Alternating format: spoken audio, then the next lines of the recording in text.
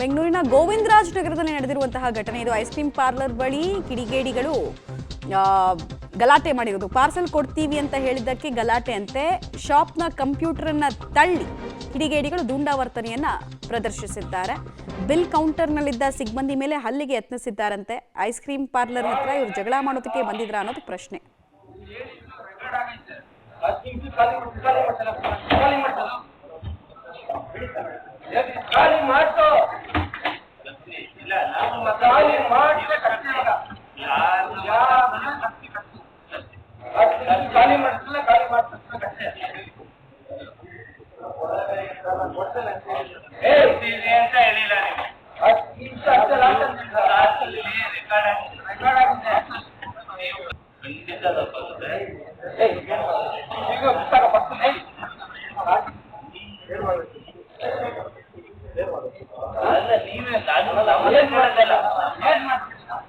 ನಮ್ಮನ್ನ ಕೇಳೋದಲ್ಲ, ನೀವೇನ್ ಮಾಡ್ಬೇಕು ಅಂತ